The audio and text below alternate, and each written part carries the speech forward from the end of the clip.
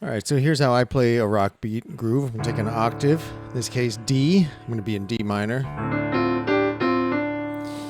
So the bottom note's going to alternate with the top two notes here, the fifth and the octave.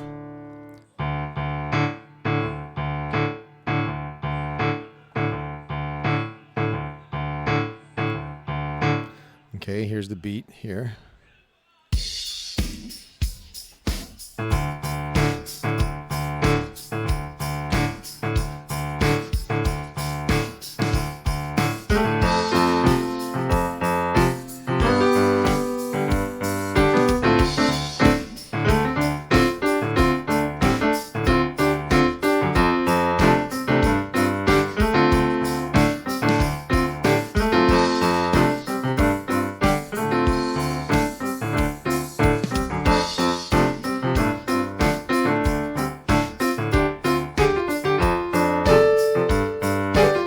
All the D minor blues scale stuff will work.